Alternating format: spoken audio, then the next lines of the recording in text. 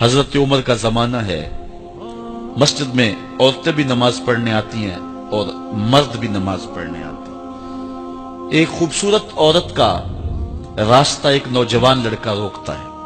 ایک دن اس نے دیکھا، ایک دن رک کے کہا تجھے مسئلہ کیا ہے؟ اس نے کہا کہ میں تیرا چاہنے والا ہوں۔ اس نے کہا کہ میری چاہت ڈیمانڈ جو کروں گی پوری کر دو گے؟ اس نے کہا آسمان سے تارے بھی توڑ لو۔ اس نے کہا بس میری یہ خواہش ہے 40 دن حضرت عمر کے پیچھے نمازیں پڑھ لو، اس کے بعد 40ویں دن کی آخری نماز کے بعد یہاں میں منتظر ہوں گی تیری اور تیرا انتظار کروں۔ 40 دن نمازیں چلتی رہی۔ پھر عمر کا لہجہ اور من کے روگ نہ دھلے اور من میں نور نہ اترے۔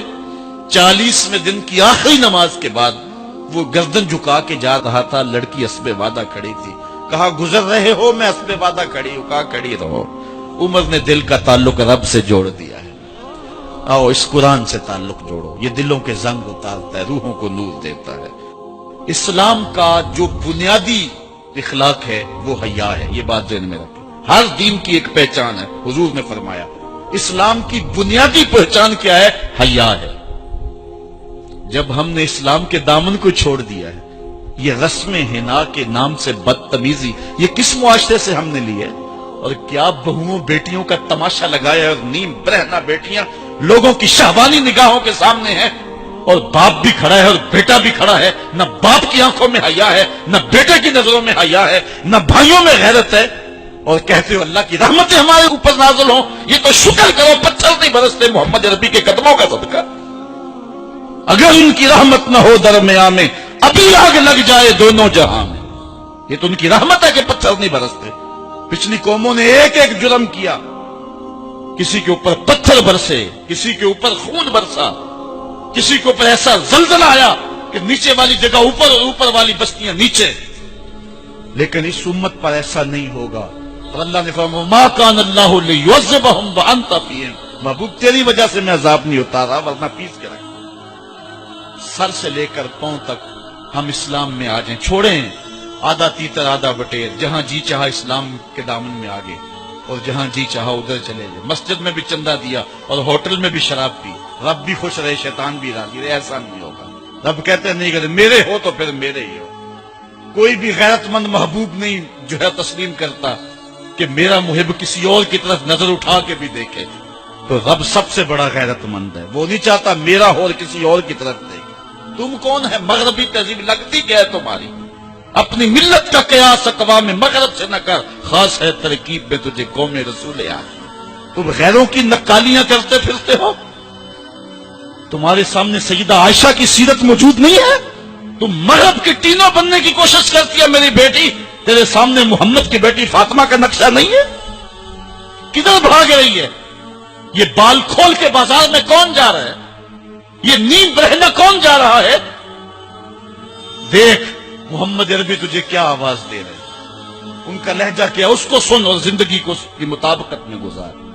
اصل ہمارے دل زنگ آلود ہو گئے، اس دنیا کے اس ماحول نے ہمیں اس طرح کر دیا ہے کہ آج ہمیں سمجھ نہیں آ رہی کہ ہم کدھر جائیں۔ اور ایک اور حدیث میں حضور نے دلوں کا اور من کا میل اتارنے کے 2 نسخے بیان کیے، ایک کثرت کے ساتھ موت کو یاد کرنا، کثرت کے ساتھ موت کا تذکرہ، اور دوسرا کثرت کے ساتھ جو ہے وہ تلاوت کلام مجید۔ اصل 10-15 سالوں سے ہمارے ساتھ جو کچھ ہوا ہے، آج اگر کوئی تذکرہ موت کرے، کوئی آخرت کی یاد دلائے، کوئی عمل کی بات کرے، وہ کہتے ہیں یہ تو ویسے خوش کیسے کیا پتا، قبر کا مذاق اڑا رہا ہے۔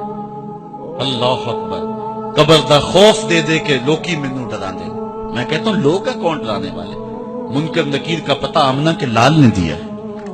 فَلْيَضْحَكُوا قَلِيلًا وَلْيَبْكُوا كَثِيرًا، تمہارا رب کہتا ہے تھوڑے ہنسا کرو زیادہ رویا کرو۔ رونا دل کا میل اتارتا ہے، باتوں کے اجاڑ پن کو دور کرتا ہے، من میں خشیت الہی کے پھول کھلاتا ہے۔ اور حدیث میں آتا ہے وہ آنکھ خوف خدا کی وجہ سے روئی اور ایک بال کی جڑ بھی بھیگ گئی، کل قیامت کے دن وہ بال جہنم میں نہیں جانے دے گا۔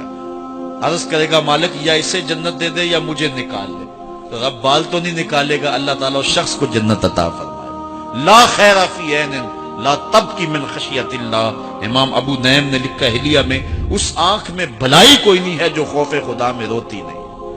رونے کا مزاج بناؤ، طبیعت کے اندر نرمی پیدا کرو۔ اگر طبیعت سخت ہے، بعض لوگ تباً سخت ہوتے ہیں، تو روزانہ شام کے وقت قبرستان میں جا کر کے کچھ وقت گزار کے آیا کرو، اپنی طبع میں نرمی پیدا کرو، طبیعت میں سادگی پیدا کرو، اپنے زندگی کے معاملات کو زیادہ نہ پھیلاؤ کہ جو حساب دینا مشکل ہو جائے۔ مجھے اپنے والد گرامی کی ایک بات یاد آئی، آپ فرمایا کرتے تھے جس شخص سے پیار ہو جائے نا، اس کی آخرت کے لیے سوچا کرو کہ اس کی آخرت ٹھیک ہو جائے، اس کے لیے محنت کرو، کوشش کرو، جو تم کر سکتے ہو کہ اس کی آخرت ٹھیک ہو جائے۔ ہاں، ہر بندہ چاہتا تو یہ ہے کہ میری زندگی آسودہ ہو، آسودہ ضرور بناؤ زندگی کو، لیکن خیال رکھو کہ اس دنیا کی زندگی کی آسودگی سے آخرت کی آسودگی جو ہے وہ زیادہ عزیز ہے۔ یہ 4 دن کی زندگی ختم ہو جانی، تھوڑی ہے، بالکل سانسوں کی گنتی ہے اور ختم ہو جانے والی ہے، اور وہ زندگی نہ ختم ہونے والی۔ اس لیے خندق کھودتے صحابہ پر جب حضور کو پیار آیا تو دعا کیا دی، اے اللہ میرے انصار کو بھی بخش دے، میرے مہاجروں کو بھی بخش دے، کیونکہ زندگی تو آخرت کی زندگی ہے، ان کی آخرت کی زندگی کے لیے خاص طور پہ دعا مانگی۔ اس لیے اپنی آخرت کی زندگی کے بارے ترجیحاً ہم سوچیں اور اپنی زندگی کو بہتری کی طرف لے جائیں۔ 5 گانہ نماز شعار زندگی بنا لے۔ زندگی جاتی ہے تو جائے، لیکن نماز نہ جانے پائے۔